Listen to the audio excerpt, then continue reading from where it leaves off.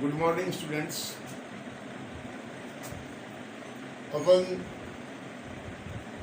Ring theory में पहला topic पढ़ रहे थे जिसमें मैंने आपको रिंग्स, फील्ड और इंटीग्रल डोमेन की डेफिनेशंस और उससे रिलेटेड कुछ एक थ्योरम्स कराई थी। साथ में अपन ने पढ़ा था कैरेक्टरिस्टिक ऑफ ए रिंग और फील्ड और इंटीग्रल डोमेन। आज मैं एक और एग्जांपल दे रहा हूं जिसमें अपने को एक सेट दिया होगा और कहेगा कि prove that this set is ring और this set is integral domain और this set is field. So अपन एक दो एग्जांपल्स लेते हैं। Let us take a set R and the elements in R are 0, 1, 2, 3, 4. This is a given set and there are two operations, addition modulo 5 and multiplication modulo 5.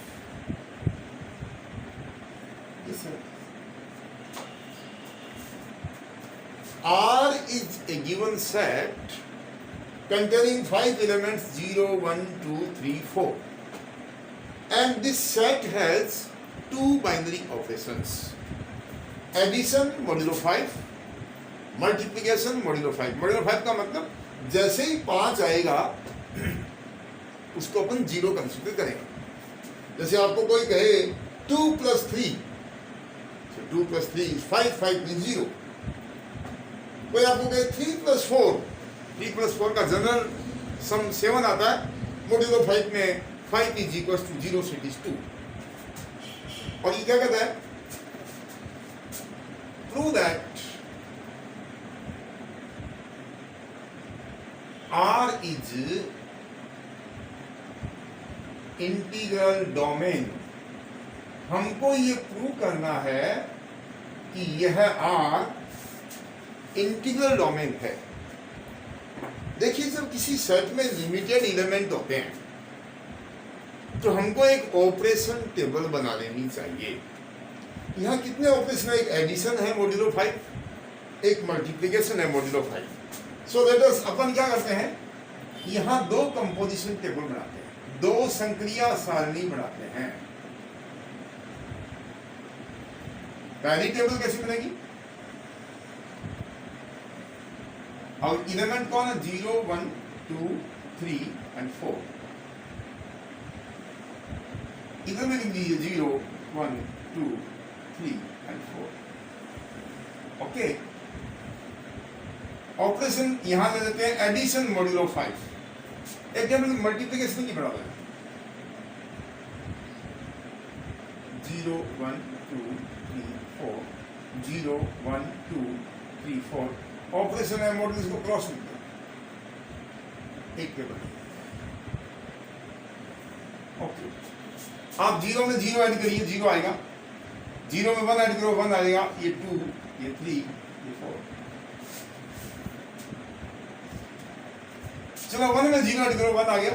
1 में 1 add किया 2, 1 + 2 3, 1 + 3 4 and 1 + 4 = 0। 5 आ गया, 5 is 0, modulo 5 है। चलो 2 का add कर दीजिए, 2, 3, 4, 2 + 3 5 and 0, 2 + 4 6 यानी 1, 3 दे दीजिए, 3, 4, 3 + 2 5 is 0, दिस इज 1, 2, सबके समझ आ रहा ना? 4, 0, 1, 2, 3। ये हमने कंपोजिशन टेबल किसकी बना ली? एडिशन की, जोड़ की। चलो मल्टीप्लाई कीजिए, 0 को मल्टीप्लाई करेंगे सारे 0 आ जाएंगे। 1 से मल्टीप्लाई करना 0 को 0, 1 × 1 1, 1 × 2 2, 1 × 3, 1 × 4, 2 × 0, 2 × 1 is 2, 2 2 is 4, 2 × 3 6 माने 1, 2 × 4 8 and 3, 3 × 0 3, 3 1 is 3, 3 × 2 6 माने 1, 3 × 3 9, 9 का मतलब 4, 3 × 4 12, तो 5 को 10 0 कहते हैं, तो 10 को 0 हो गया 2। 4 into 0 0, 4 into 1 1, 4 into 2 8, 8 माने 3, 4 3 are 12, 12 1 2, and 4 4 are 16 1. ये दो कंपोजिशन टेबल आ गए. Now you have to prove that R is integral domain. अब आप लिखते जाइए. इंटीग्रल डोमेन प्रूव करने से पहले इसको अपन प्रूव करेंगे रिंग. अब बेटा रिंग की पहली प्रॉपर्टी क्या है कि ये रिंग जो है एडिशन मॉड्यूलो 5 के लिए क्या होना चाहिए, अबेलियन ग्रुप होना चाहिए. अरे भाई रिंग में 3 प्रॉपर्टी होती है. फर्स्ट प्रॉपर्टी क्या है कि प्लस ऑपरेशन के लिए जो सेट दिया हुआ है वह अबेलियन ग्रुप होना चाहिए. अबेलियन ग्रुप में कितनी प्रॉपर्टी होती है? 5. पहली प्रॉपर्टी का क्या नाम है? Closure property. ये आपकी प्लस वाली कंपोजिशन टेबल है. क्लोजर प्रॉपर्टी का मतलब है किन्हीं भी दो अवयवों को जोड़ें तो जो योगफल आता है वह भी उस सेट का ही एलिमेंट होना चाहिए. मैंने यहाँ सारे एडिशन करके देख रखे हैं. क्या इस टेबल में कोई एलिमेंट इससे बाहर आया है? क्या नहीं आया. सारे घूम फिर के वही आ रहे हैं. इसका मतलब क्लोजर प्रॉपर्टी लागू होती है. तो आप यहाँ क्या लिखेंगे? From composition table we see that all the entries are of capital R. जितने भी इसमें एंट्री हैं सब के सब इसके एलिमेंट हैं, आर के हैं. So closure property for addition is satisfied in R. सबके समझ आ रहा है? ये लिख रहा है यहाँ पे. We see from the table that all the entries are from R. So closure property is satisfied. Second क्या? एसोसिएटिव. एक बात याद रखिए, एसोसिएटिव प्रॉपर्टी का मतलब होता है a plus b plus c equal to a plus b plus c. Addition के लिए और मल्टीप्लिकेशन के लिए एसोसिएटिव प्रॉपर्टी इंटीजर्स में ऑलवेज सेटिस्फाइड होती है. आप यहाँ क्या लिखेंगे? हियर इन आर लिखते जाओ. यहाँ आर में associative property for addition modulo 5 is satisfied. यहाँ आर में योग संक्रिया के लिए एसोसिएटिव प्रॉपर्टी संतुष्ट होती है. इसी प्रॉपर्टी क्या होती है बेटा? ग्रुप की एग्जिस्टेंस ऑफ आइडेंटिटी एलिमेंट. भाई एडिशन की आइडेंटिटी कौन होती है? 0. आइडेंटिटी का मतलब आपने 0 जोड़ा इनमें तो कोई फर्क नहीं पड़ा. 0 में 0 जोड़ा 0 आ गया, 0 में 1 जोड़ा 1 आ गया, 2 जोड़ा 2, 3 जोड़ा 3, 4 जोड़ा 4. तो आप क्या लिखेंगे? 0 बिलोंग्स टू आर. हो गया. चौथी प्रॉपर्टी क्या होती है? Existence of inverse. प्रतिलोम अवयव का अस्तित्व. ऐसा भाई साधारण जोड़ जो होता है उसमें 2 का इनवर्स -2, 3 का इनवर्स -3, 100 का इनवर्स -100. क्यों? क्योंकि इनको जोड़ने से 0 आता है. तो इस टेबल को देखो. यहाँ 0 का इनवर्स क्या होगा? 0 में 0 जोड़ने पर 0 आता है. 0 का इनवर्स 0. यहाँ लिखो एडिटिव इनवर्स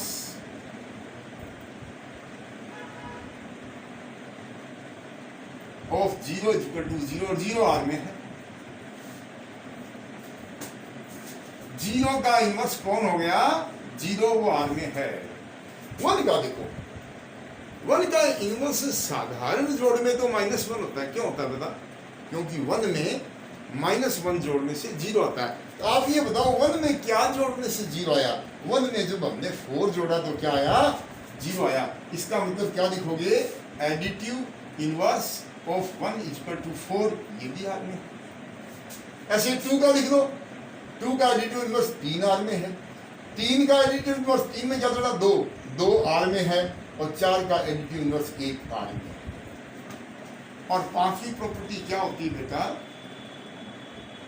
कम्यूटेटिव प्रॉपर्टी.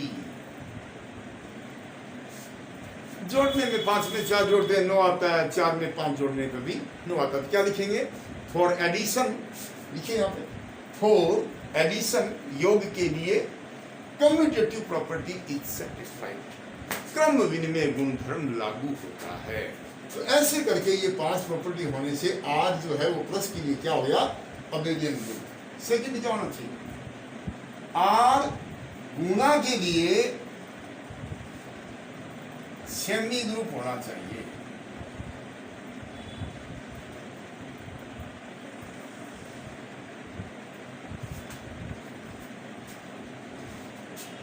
गुणा के लिए क्या होना चाहिए, सेमी ग्रुप होना चाहिए। ओके,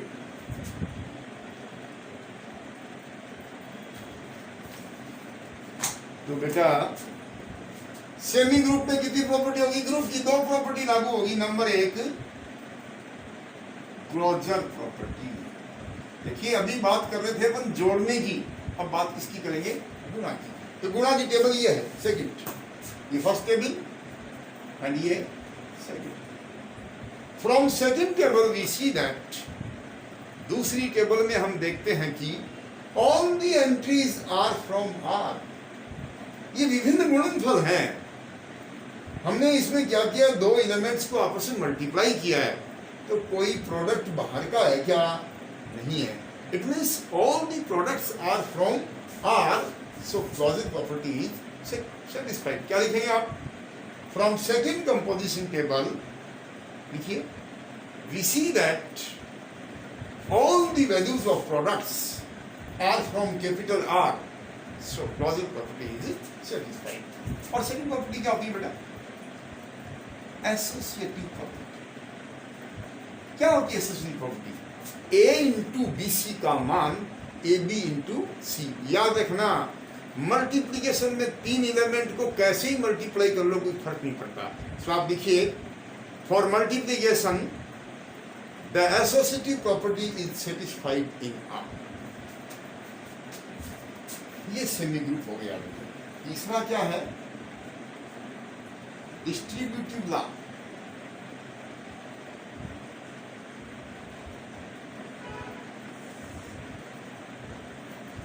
डिस्ट्रीब्यूटिव लॉ होता है ए इंटू बी प्लस सी का मान ए इंटू बी प्लस ए इंटू सी होना चाहिए। अब देखो यहां जो एलिमेंट है वो इंटीजर है, और एक नियम पड़ा हुआ है कि इंटीजर्स में डिस्ट्रीब्यूटिव लॉ हमेशा लागू होता है। आप क्या लिखोगे, we know that for integers distributive law is always satisfied. So here distributive law is satisfied in R. अतः R में बंटन गुण धर्म लागू होता। ये रिंग की 3 property, abelian group, semigroup और distributive law. Hence R is a ring. अभी तो बेटा हमने इस R को क्या प्रूव किया है, रिंग प्रूव किया है। मुझे क्या प्रूव करना है इसको, इंटीग्रल डोमेन। जब भी अच्छा ये एग्जाम में मान लो कम नंबर का क्वेश्चन आए तो आप यहां लिखना, रिंग को प्रूव नहीं करना, आप लिखना here R is a ring। मान लो 1.5 नंबर का क्वेश्चन ही आ गया कि भाई इस R को इंटीग्रल डोमेन प्रूव करो, इतना बड़ा थोड़ी लिखोगे, तो आप सीधा लिख दोगे here R is a ring। तो रिंग हमने प्रूव कर दिया। अब अपन क्या प्रूव करेंगे, नाउ लिखिए, now we will prove that R is integral domain. अब हम क्या प्रूव करेंगे, now we will prove that, अब हम सिद्ध करेंगे, क्या सिद्ध करेंगे भाई, R is integral domain. Integral domain में बेटा 3 प्रॉपर्टी होती है। पहली प्रॉपर्टी है R हैज यूनिटी। यूनिटी कहते हैं गुणा की इकाई को। गुणा की इकाई कौन होती है, 1। 1 इस R में दिख रहा है कि नहीं दिख रहा है, क्या लिखोगे आप, Here 1 belong to R, so R has देखो यहां 1 belongs to R, अतः आर में इकाई है। सबके समझ आ गया। सेकंड पॉइंट क्या होती है, आर कम्यूटेटिव होना चाहिए। आप देख लो यहाँ पे तुमने 2 को 4 से मल्टीप्लाई किया, कितना आया? 3 आया। अरे 2 इंटू 4 कितना आ रहा है? 3। अब तुम 4 इंटू 2 निकाल, ये रहा 4 और इसको 2 से मल्टीप्लाई कितना कितना आया? 3। तो 2 इंटू 4 और 4 इंटू 2 दोनों की वैल्यू क्या आ रही है? सेम आ रही है। तो आप क्या लिखोगे? Here R is commutative. कारण लिखिए बिकॉज क्यों कम्यूटेटिव? एक उदाहरण ले लीजिए, 2 into 4 equal to 4 into 2 etcetera. अरे एक ही नहीं, किसी को देख लो। 4 इंटू 3 देखो, 3 आ गया। 4 इंटू ये ऊपर के लिए 2 आ गया सर, इसका 4 इंटू 3 का मान 2 आया और 3 इंटू 4 का मान भी कितना है? 2 आया। So R is commutative. A into B बराबर बी इंटू ए। तीसरा क्या होता है बेटा? R is without zero digits. Without zero digits को कहते हैं शून्य भाजक रहित होना चाहिए कि 2 संख्या का गुणनफल 0 तब आना चाहिए जब उन 2 में से एक 0। पूरी टेबल देखो, ये 0 है। किसके गुणनफल है? 0 into 0, 0 into 1, 0 into 2, 0 into 3, 0 into 4। जितने भी प्रोडक्ट 0 आए हैं उसमें एक संख्या कौन है? 0। यहां तो 0 आया, इनमें तो नहीं है। क्या लिखोगे? Here we see that. यहां हम देखते हैं R is without zero divisors. बेटा विदाउट जीरो डिविजर्स का मतलब होता है 2 संख्याओं को गुणा करें और वो गुणनफल 0 आवे तो दोनों में से एक 0 होना चाहिए। तो यहां सारे 0 आ रहे हैं। क्यों आ रहे हैं? बिकॉज एक 0 से गुणा कर रहे हैं इनको। और ये भी सब 0 आ रहे हैं। क्यों? क्योंकि इन सबको एक 0 से गुणा कर रहे हैं। बिना 0 की कोई भी 2 संख्या का गुणनफल आगे 0 नहीं है। So R is without zero division. Hence R is an integral domain. अतः आर एक इंटीग्रल डोमेन है। ये आपकी जो ये बुक है रिंग थ्योरी, इस रिंग थ्योरी का पहला टॉपिक है रिंग, जिसमें हमने रिंग की डेफिनेशन बताई है, आपको फील्ड की डेफिनेशन बताई है, इंटीग्रल डोमेन बताए हैं। 4 इसमें बेटा थ्योरम थी, मैंने चारों थ्योरम करा दी। और उसके बाद में ये कुछ एक एग्जाम्पल दे रखे हैं इसमें। ये पहला एग्जाम्पल मैंने आज आपको यहाँ करवाया है। आप घर जा कर के एग्जाम्पल नंबर 2, एग्जाम्पल नंबर 4 और एग्जाम्पल नंबर 6 इनको अच्छे से पढ़ लें। Example 8 also, example number 8 also.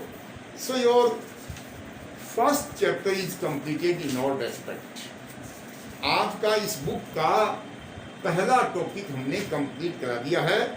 और अब कल नया टॉपिक स्टार्ट करेंगे, इसको कहते हैं सबरिंग। जैसे फर्स्ट ईयर में याद होगा आपको, पहला टॉपिक था ग्रुप का, और जब वो हो गया तो ग्रुप के बाद में क्या आया था? सब ग्रुप। तो अपन कल क्या पढ़ेंगे? सब रिंग, उप बने। ओके।